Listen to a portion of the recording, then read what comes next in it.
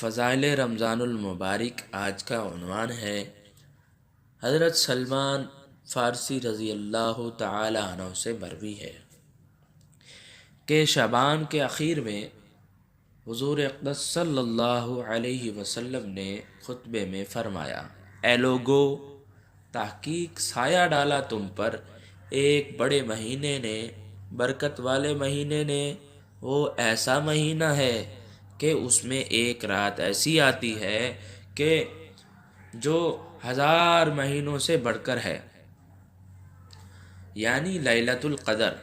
اللہ تبارک و تعالی نے اس ماہ کے روزے فرض کیے ہیں اور رات کا قیام تطوع قرار دیا۔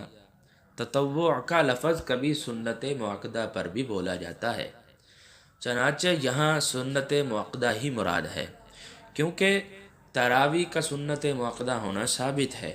جس نے اس ماہ میں کوئی نیک خصلت از قبیل نوافل ادا کی، وہ اس کے مانند ہوتا ہے جس نے رمضان کے سوا کسی دوسرے ماہ میں فرض ادا کیا ہو، اور جس نے اس ماہ میں فرض ادا کیا ہو وہ ایسا ہوتا ہے جیسے کہ وہ دنوں میں 70 فرض ادا کیے ہوں۔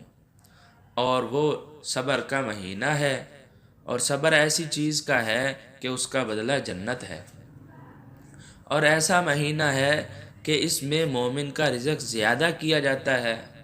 جس نے اس میں روزے دار کو افطار کرایا، اس کو گناہوں سے بخشش اور دوزخ کی آگ سے نجات حاصل ہوتی ہے، اور اس کو روزے دار کے برابر ثواب ملتا ہے، بدون اس کے کہ روزے دار کے ثواب میں کوئی کمی کی جاوے۔ ہم نے عرض کیا، اے اللہ کے رسول، اے نبی کریم، ہم میں سے ہر شخص ایسا نہیں ہے جو روزے دار کو افطار کرانے کی گنجائش رکھتا ہو۔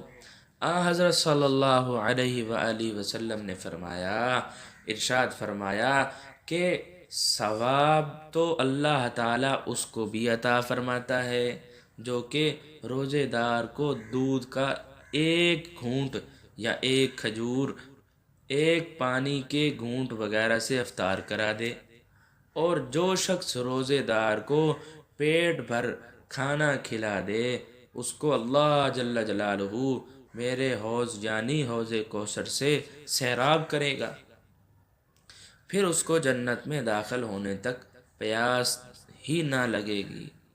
اور یہ معلوم ہی ہے کہ جنت میں پیاس ہی نہیں، لقولہ تعالی انک لا تظمأ فیہا۔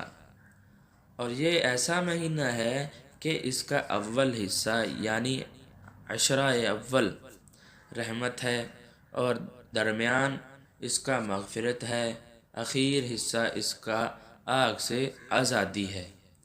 جس نے اس ماہ میں اپنے باندی غلام سے بوجھ ہلکا کیا، یعنی اس سے خدمت لینے میں تخفیف کر دی، اس کو اللہ جل جلالہ بخش دیتا ہے اور دوزخ کی آگ سے آزاد کر دیتا ہے۔